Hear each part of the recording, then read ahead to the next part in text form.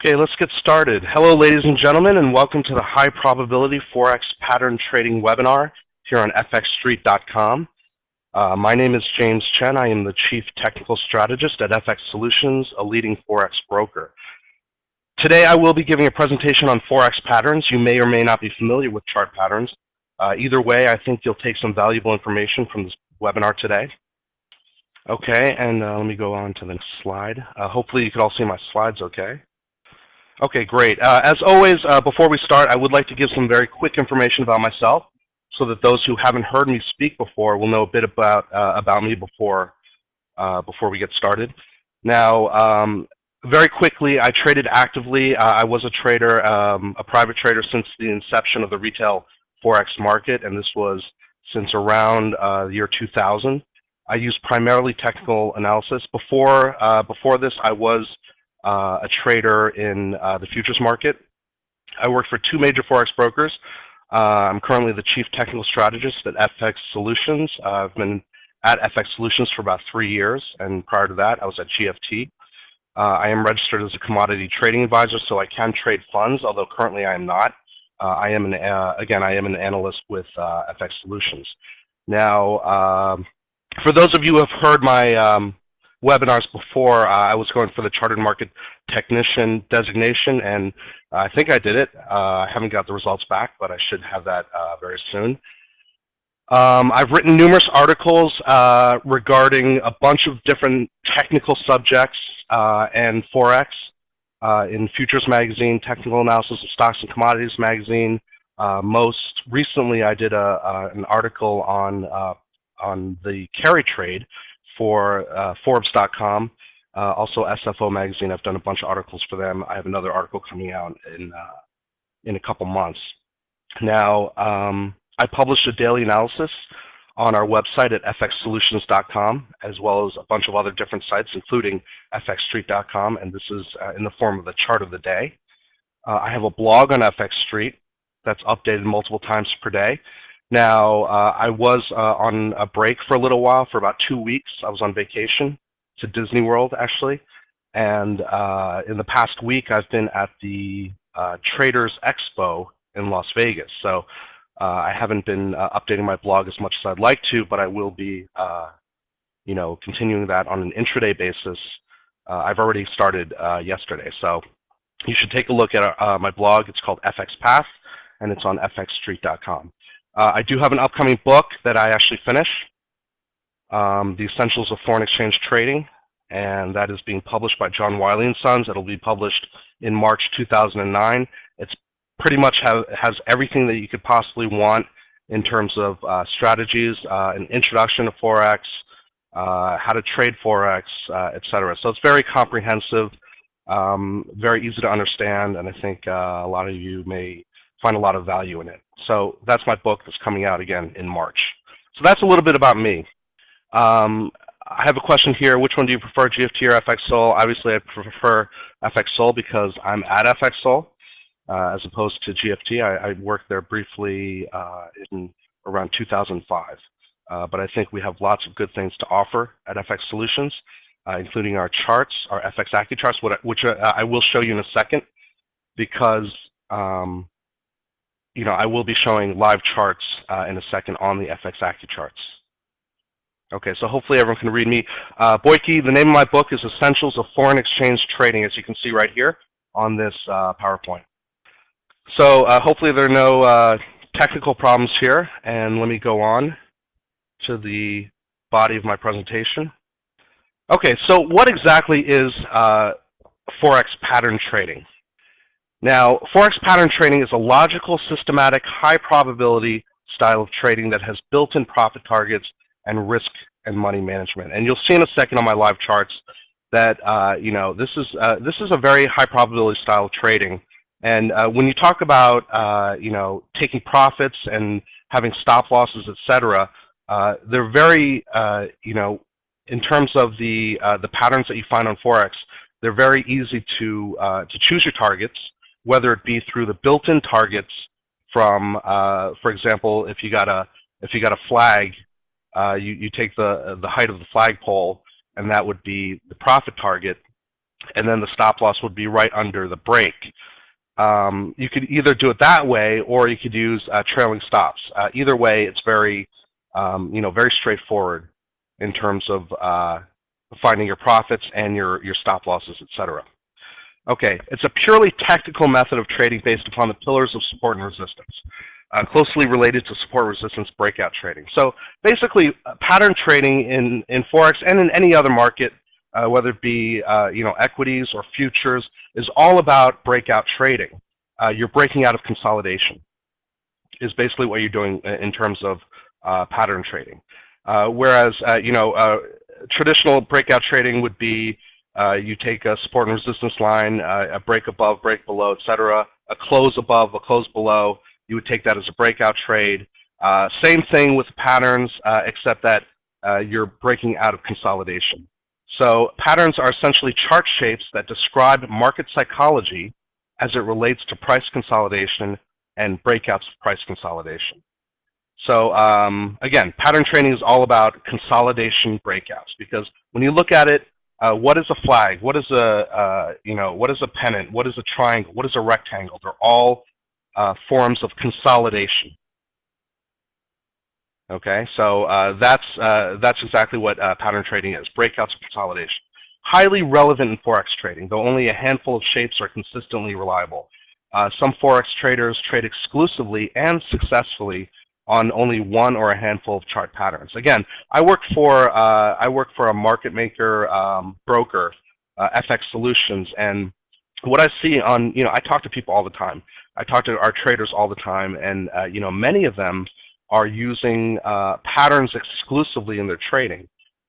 Some of them use other methods. Some are news traders. Some are range traders. Some are just regular breakout traders. But a lot of them use a pattern, and over time they've chosen, or they have experience with a pattern that serves them really well. And I'll present all of these that I think are the highest probability patterns in just a second. Okay, so it's very highly relevant in Forex trading in that trading the Forex market is a very technically driven market, as you all may know. So the patterns work extremely well, and this is whether you're talking about the Western style shape patterns, or you're talking about candle patterns, or you're talking about a combination of both. I did in the Las Vegas Traders Expo, I did a few presentations with Steve Nissen on candle patterns, and I was doing the Western style analysis in conjunction with that. And really, he and I agree that if you put them together, it's just a very high probability way of trading. So candle patterns with Western technical patterns, it's hard to go wrong with both.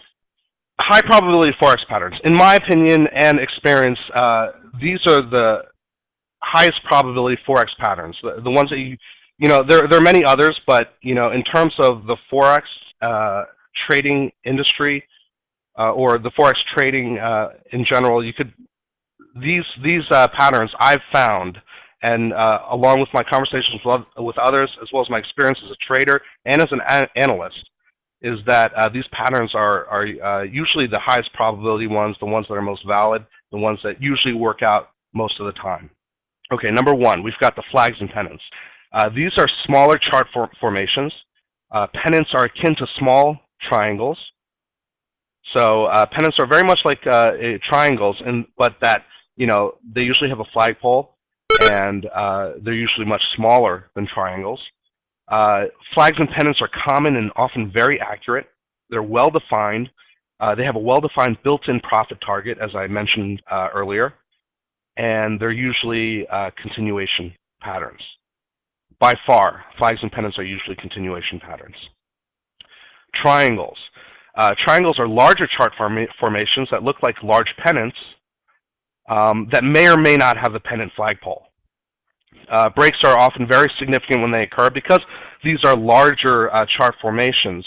Usually the consolidation takes, are prolonged as opposed to a pennant or flag.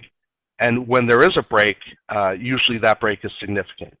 And again, like the flags and pennants, they do have also well-defined built-in profit targets as well as well-defined built-in stop losses or risk management. In terms of triangles, I found that many are continuation patterns. I mean, triangles, in the body of knowledge in technical analysis, triangles are often thought of as continuation patterns. But really, when it comes down to it, when you're looking at live charts, you can see that they could break on either side. Maybe they are leaning, in general, they do lean towards the continuation side, but I've seen many, many triangles that have acted as reversals as well. So they could really break on either side. Whereas flags and pennants, in my experience, are by far usually continuation patterns. Rectangles. This is the next pattern here. Also known as boxes, ranges, sideways consolidations, optimal targeting and risk-reward ratio. They're very good in terms of targeting, very easy. You simply take, for example, for a rectangle, which I'll show you in a second, you take a rectangle and you, on the point of breakout, you add the height of the rectangle to it, and that would be your profit target. Very good risk-reward ratio in terms of stop losses and profit targets. The narrow ranges or the narrow rectangles are much better if you're playing breakouts. Now, this is not a webinar on range trading. If you're a range trader, you want the rectangles to be as wide or as tall as possible. In terms of the breakout patterns, you want them to be as narrow or as short as possible in order to have a good a good risk-reward ratio, etc. Okay, so the next one, hammers and shooting stars. Hammers and shooting stars, these are, otherwise known as pin bars at support and resistance. And this is very important. Again, I did a few presentations with Steve Nissen regarding his hammers and shooting stars, which are really good at showing reversals in the market. But at the same time, you can't just have an isolated candle like a hammer or shooting star and think that's going to do it for you every time. It won't. To have them at support and resistance, which is the combination of Western technical analysis with Japanese candlestick patterns, to have them both together is very high probability. It's a confluence of different technical factors. So you got the hammers and shooting stars, which if you're not familiar with what they are, you'll see in a second. But you also have to have them at support and resistance in order for them to be as reliable as possible. So, in general, hammers and shooting stars or pin bars at support and resistance, these patterns are reliable single candle bar patterns that hint at confirmed reversals. Okay, and then there are other less prevalent and often less reliable patterns, including head and shoulders, wedges, coupled handle, and a host of other Western and candle patterns that I'm not going to discuss today, only because they're less common and perhaps not as reliable as the ones I've mentioned, as the four I've mentioned up here. So you've got the head and shoulders. They're great when you got them, but they don't occur that often, and they often don't come out the way you'd like them to come out. Wedges are basically triangles, but that both borders point up or both borders point down. So just slightly different from the triangle, but I found that triangles are a lot more prevalent than the wedges. Coupled handle and a whole bunch of other chart patterns. They're there for you, but I rely on the ones that I've just mentioned. Very quickly, and I will go to the live charts. So yeah, the diamond pattern as well, not as prevalent as the triangles, flags and pennants and rectangles. Diamond pattern I've seen many times, but in the interest of time, I'm going to just go through the four that I've talked about here. Okay, so flags and pennants. And again, I will be going through the live charts in a second, but for now, let me just show you quick illustrations. If you could take a look at my PowerPoint. Again, these are smaller chart formations. Pennants are akin to small triangles, common and often very accurate. A great built-in profit target and usually continuation. So if you see here, flags and pennants are very similar.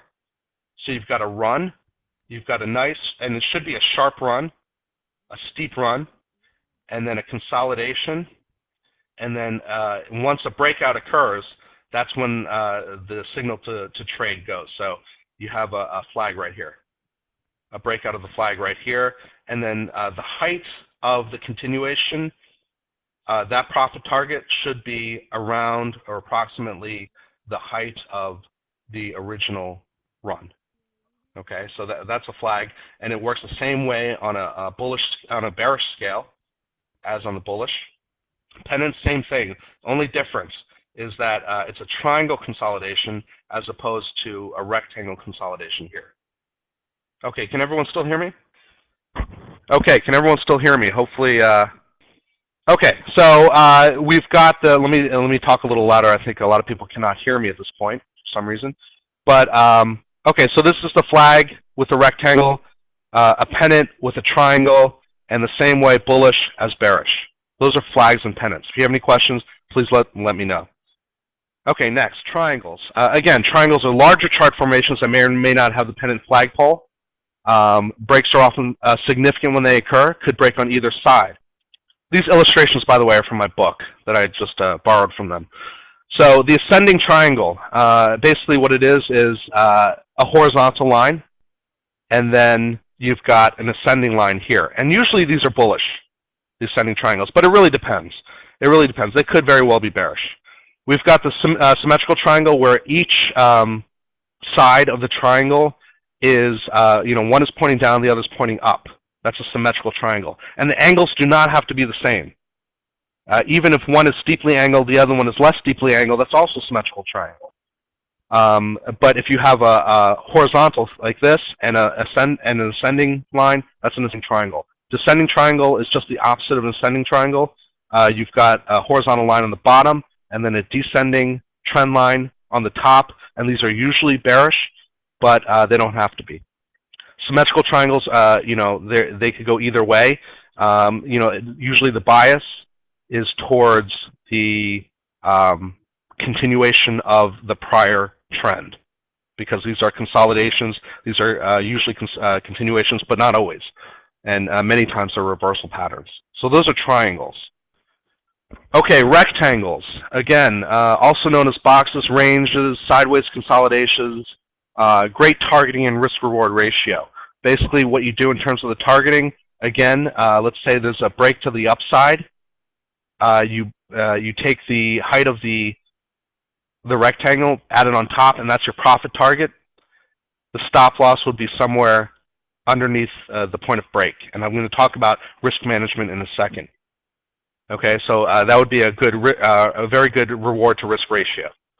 Okay, hammers and shooting stars, otherwise known as pin bars at support and resistance. These are reliable single candle bar patterns that hint at confirmed reversals. So, again, this is from my book that I just finished writing. So it adds a bunch of other different single candle patterns here. But what I'm mainly interested in here is the hammer and the shooting star over here on the right side. Okay, so the hammer occurs after a downtrend, and it looks like this with a long lower shadow or wick, long lower wick or shadow, as you can see. And again, occurs after a bearish run. Shooting star, just the opposite, occurs after a bullish run, long upper shadow or upper wick after a bullish run. What does this mean? This hints at a loss of trend momentum. So, for example, for the hammer, you got a descending trend, or a bearish run, and then you see price went all the way down, and then came all the way back up to end up near its open. Same thing with the shooting star. You've got a bullish run where the last candle, the shooting star, opened and went all the way up and then all the way back down. And that denotes, indecision and a loss of trend momentum.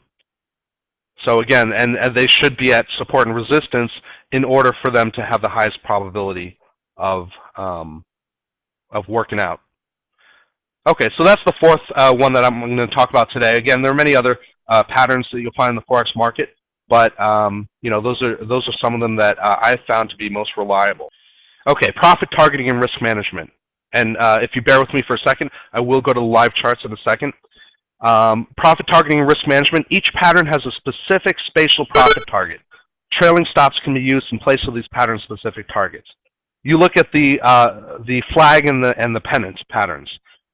The target would be extending the flagpole, the height of the flagpole, the vertical height of the flagpole from the point of break, and that would be the profit target for a flag or pennant. A triangle. You take the widest base, the widest part of the triangle at its base. And yes, this will be recorded, so you could take a look at it on the fxstreet.com website whenever you are able to. But anyway, for the triangles, you take the widest part of the base, and then you extend that up from the point of breakout, if it's a break to the upside, and that would be your profit target. If it's a break to the downside, you take the widest part of the base, and you extend it down from the point of break, and that's your breakout profit target from the downside. Stop losses are generally set in the same manner as all other breakout trades, on the near side of the break, where the reasons for the trade are no longer valid if reached. Now that's a mouthful, but what that basically means is, just like any other breakout trading, any other type of breakout trading, you've got a point of break. So if you have a point of break, when that break, if that break comes back to the near side of the break, then at that point, your trade, the reasons for your getting into that trade are no longer valid. So that's where you put your stop loss. Now, how far away from the point of break do you put that stop loss? That's up to you. It could be based upon pips. It could be based upon your risk-reward ratio. Let's say you have a profit target and you want to have at least a 3-to-1 reward-to-risk ratio. Then you could do it that way. You could do a number of pips below the break, or you could use your own judgment. It's up to you. A percentage, a percentage of your profit target, etc. So, there are many ways to choose your stop loss, but that's the general idea on the near side of the break, where, the reasons for getting into the trade are no longer valid. Okay, and to answer this question up here, do these patterns work for any time frame or just daily close? I'm going to be using daily charts, and you'll see in a second. Actually, I have a PowerPoint on this right now.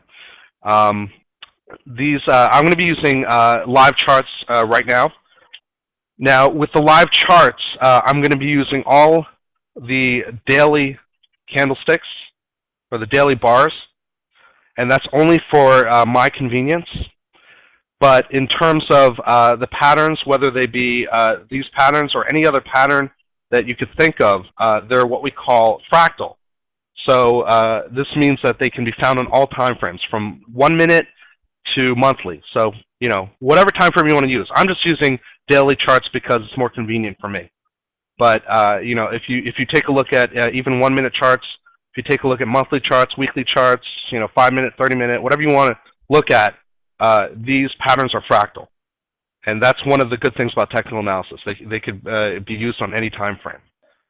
Okay. As a side note, though, I do think that on the higher time frames, patterns are a bit more, valid. They usually work on a higher percentage basis than with the shorter time frames. And that, I think, is also true for any other technical analysis that you would do besides patterns. You will find on the longer term, they usually will be more valid. Okay. This includes support and resistance, etc. Okay, Boyke asks, why do patterns repeat? Patterns repeat only because they are a reflection of market psychology. And market psychology is human psychology. And that's why they repeat. I was actually a psychologist for a little while. Human psychology just repeats itself, and that's reflected very well in the markets, especially on a technical analysis basis.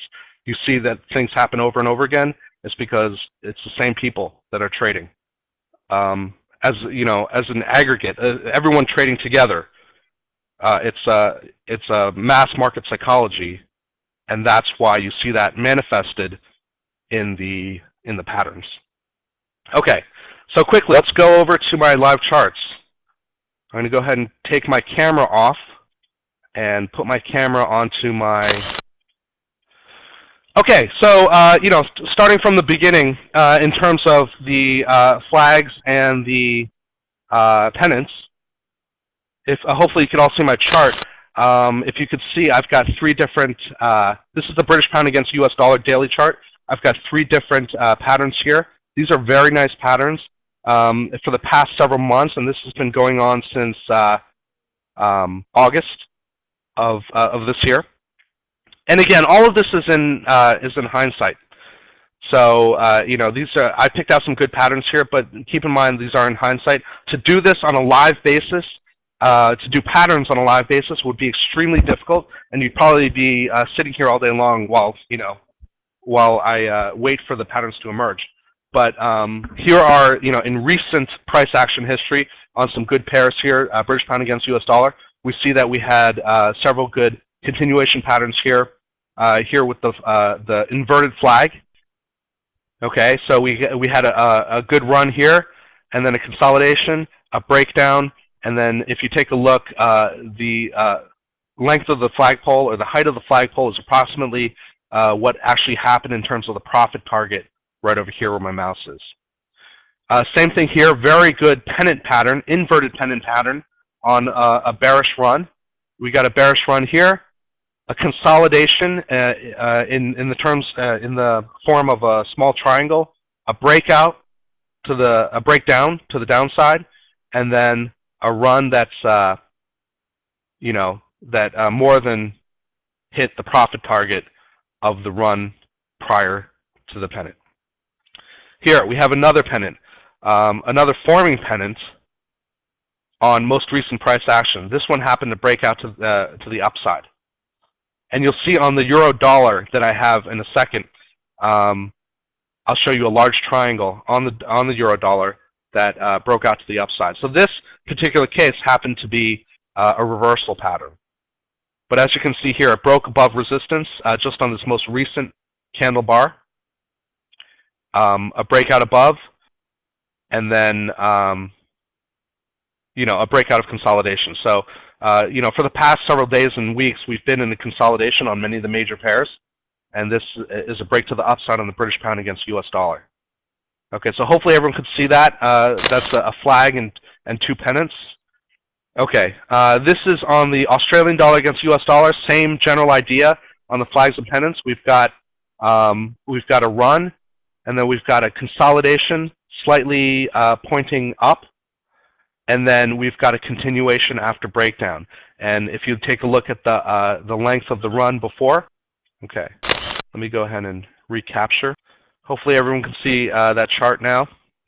Okay, so again, Aussie dollar daily chart. We've got an inverted flag, and I'll have more flags and patterns in a second, but we have an inverted flag here, a bearish run, a consolidation slightly up, and then a continuation of the bearish run, approximating the length of the run prior to the flag. Here again, we've got another one here. This can be construed as either a pennant or a triangle, but here we've got a consolidation. In any case, consolidation, and then a breakdown, a small run, and then a reversal. Okay, and then when we were talking before, Clement asked, "Why is the lowest triangle not called double bottom?" I didn't actually point out anything other than the patterns. It could very well be a double bottom. Okay, this is on the prior chart. It's approximating a double bottom, and it's actually gone up above the peak between the two bottoms. So absolutely, that's a technical signal right there, technical long signal. But at the same time, at this time I'm pointing out just the patterns. Okay, so those are just some examples of the pennants and patterns that I've seen. Now let's go on to the next one. Okay, let me see here. What do we have here? Okay. Hopefully everyone can see my chart here. I have the British pound against the Japanese yen. Okay, and this is going a little bit back. This is towards August of 2007, but we've got some relatively big triangles here. If you take a look here, and this is a compressed chart, so they may look small, but in actuality, they're very, very big. These triangles are very, you know, of a good size. So you've got, as you see here, we've got triangles here. The first one here, it's just going back and forth, up and down, and it hit it many times before there was an actual breakout. So this is a very valid triangle right here. Same thing over here. We see not as many hits as this triangle, this first triangle, but the second triangle, we see that it's hit several times. You only need it 2 times on each side, but you know, the more the better, in order to make it more valid when it actually breaks out. So as you can see, this is a bearish continuation triangle. You see the touches up and down, and finally breakdown. This would have been a very good triangle breakdown. Okay, let me. I guess I'm having some trouble with my camera. Anyone have the British pound against the Japanese yen? Okay. Okay. I guess I'm going to have to redo my camera on each chart. But anyway, so we've got very big triangles here, as you can see, and as you can see here, you know, they break out to either side. So we've got this big first triangle here. If it was a continuation triangle, it would have broken down to the downside. But we got to break to the upside, which is just as valid as far as I'm concerned in terms of triangles. So we got to break out above this triangle, and the second triangle, we got a bunch of touches on each side of the triangle. Finally, a breakdown. Very good trade right here. You take the widest part of the base of the triangle, you take that as the profit target, and that would have been a beautiful trade right there. Same thing on this third triangle, and again, this is British pound against the Japanese yen. Moves a lot, a very volatile pair, and as you can see, also very technical pair. So you know, you see a down move here, and then hit the bottom, top, approach the bottom, top, and finally a breakout down here. And this breakout would have been a very nice trade as well. You could either take the widest part of the base as your target after breakout, or you can do a trailing stop methodology. A trailing stop methodology often works because, you know, essentially these profit targets can sometimes be pretty random or arbitrary. Trailing stops, as any of you who have listened to anything I've said before in terms of you know, the webinars I've given, you'll know that I am a big fan of trailing stops, and not necessarily automated trailing stops, but manual trailing stops as well. Yeah, you're right. Joe says, is the bottom of the chart not an ascending triangle? I wouldn't call it. It's not an ascending triangle. It's a wedge. If you take a look here, see, you got a ascending line here, you got an ascending line here, so it's sort of a wedge slash channel. An ascending triangle again would be a horizontal top and an ascending bottom. Harley asked, do you ever use lower time frames? Which is lowest you recommend? I generally use daily charts in my analysis, Harley. But I often use hourly down to the hourly chart. I don't use anything lower than hourly. I'm not saying it's not good to, but I just don't generally do it for my analysis or my trading. But you know, plenty of people do. Plenty of people do. Okay, so let's go on to the next chart. Those are some triangles right there. Here's some, here's another triangle. Okay, this is the triangle that I mentioned earlier, and let me turn off and on my camera again, and hopefully everyone can see that. Okay, you know, I have a question from PA. In other words, if you were trading the breakout, where would you pull the trigger on the trade? Okay, these are all breakout trades. So where you pull the trigger can be many different places. It could either be you could use a filter, so certain pips above a breakout. You could use a close. After the close above a breakout, then you would take the next candle that surpasses that close. That's another methodology. So basically, it's up to you. But I would generally use the close methodology, but you could use a certain number of pips, or you could trade right at the breakout. It's up to you. Again, I usually wait for a close. Okay, so here we've got this is a current. This is the euro-dollar daily chart. Hopefully you can all see that. I just threw in a inverted pennant here. This was a very good pennant, as you can see. It's a bearish run, and then it hit a consolidation, and then it broke down, and very good run after that. That equaled the height of the run prior to the pennant. Now we've got a triangle here, and this can be akin to a descending triangle because, yeah, this is not perfectly,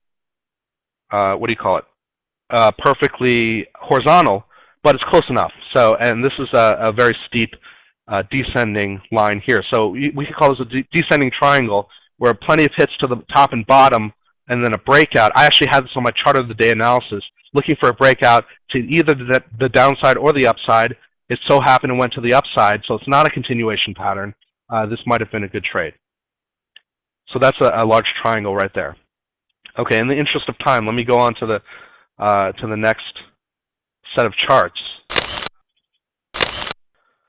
Okay, this is hopefully everyone can see this chart here, and this would be euro-dollar. Again, the euro-dollar chart.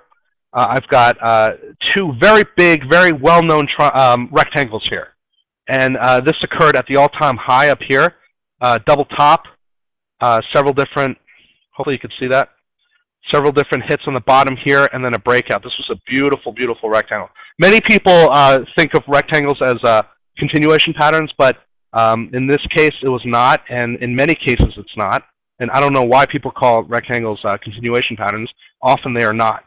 But anyway, so here you got a very, very nice rectangle here. Minimum 2 hits to the top, all-time high at around 1.6. You got 3 hits on the bottom, or 4 hits on the bottom, and then a breakdown below. Beautiful rectangle right there on a long-term basis. Here, of course, this is all in hindsight. We've got a rectangle here, 3 hits to the top, and a breakout above. And that was also very good. If you take the profit target, you double the height of the of the rectangle, you get your profit target. And both of these hit them with plenty to spare. Okay, so that's one rectangle, one example of rectangles. Let me go to the next one. Okay, here I've got the euro-pound daily chart, and as you can see, we've got many hits. Here, this pair is very good with rectangles. As you can see, a lot of sideways consolidation, breakouts. Here, I've got a pennant. This was also a very good pennant. Here's a little rectangle here that didn't really work out so well because the profit target was not hit. Okay, but all of these worked out very well, and this one's just not as good. Okay, so those are rectangles. Let me show you real quick my last set of charts before time is up. Okay, this would be real quickly. This is euro-dollar daily. Once again, this is a great pair for technical trading. Let's take a look here. We've got, and now I'm talking about hammers and shooting stars at support resistance. We've got a hammer right here, long lower wick, right at support. Great trade right there. Great reversal. Again, these work on all time frames. This happens to be daily. All-time high right here. This is a no-brainer. An all-time high right here.